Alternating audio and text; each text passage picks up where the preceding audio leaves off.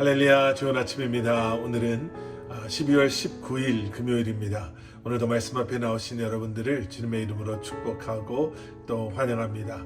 오늘도 말씀을 통해 허락하시는 하나님의 은혜와 평강이 여러분들의 삶 가운데 충만하기를 기도하겠습니다.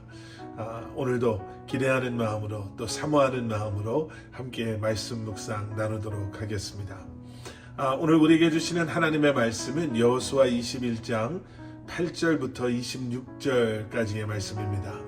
여호수아 21장 8절부터 26절까지의 말씀입니다. 마지막으로 레위 지파가 이제 다른 지파들로부터 그들이 거할 성읍과 또 목초지를 받음으로 가나안에서의 땅 분배가 마무리가 되었습니다. 레위 지파의 이런 흩어짐이라고 해야 할까요? 이런 흩어짐을 보면서 우리가 기억해야 할 그러한 역사적이고 또 영적인 배경이 있습니다. 창세기 49장 7절 말씀에 이런 기록이 있습니다. 그 노여움이 혹독하고 그 분노가 맹렬하니 저주를 받을 것이다. 그들을 야곱 자손 사이에 분산시키고 이스라엘 백성 사이에 흩어버릴 것이다. 지금 여기 창세기 49장 7절에서 말하고 있는 사람들이 바로 레위지파 사람들입니다. 레위지파는 자신의 죄로 말미암아 흩어지게 되었습니다. 그 당시의 사회를 우리가 한번 생각해 보면은요, 흩어지면 힘들고 어려울 수밖에 없는 그러한 사회였지요. 함께 모여 살면서 그 힘으로 외부의 침략으로부터 스스로를 지켜야 했던 그러한 시대였고요. 또 함께 일함으로 서로의 필요를 채워줘야만 생존할 수 있었던 그러한 사회였습니다. 그런데 레위지파 사람들은 그들의 죄로 말미암아 이제 흩어지게 되었고요. 그리고 그 흩어짐은 분명히 하나님의 벌하심이 분명했습니다. 그런데 여러분, 하나님께서는요, 그 벌하심을 축복으로 바꿔주십니다. 레위지파는 흩어졌지만 그들의 흩어짐은 벌이 아니라 오히려 하나님 앞에서 구별된 자들로 이제는 이스라엘에 흩어져 백성들에게 율법을 가르치고 또 온전한 신앙 제도를 지킬 수 있도록 하나님께서는 그들로 돕게 하신 것이죠. 결국 레위 지파는 흩어짐으로 이스라엘의 경건함과 또 순결함이 유지될 수 있었던 것입니다. 그런데 레위 지파에서도요, 아론의 자손들은 이제 흩어짐을 놓고 제비를 뽑았는데 유다와 시므온과 그리고 베냐민 지파에서 그들이 거할 땅을 받게 됩니다. 그런데 놀라운 것은 무엇이냐면요, 이 세 지파에서 내놓은 곳이 시간이 흐른 뒤에 성전이 건축되는 예루살렘과 굉장히 가까운 곳들이었다라는 것입니다. 이것은 아론 자손들이 성전에서 섬길 제사장 직분을 감당해야 하는 것을 우리가 생각해 봤을 때 하나님께서 마치 그들의 삶에 개입하셔서 그들을 준비하신 것이다 라고 볼 수가 있는 것이죠.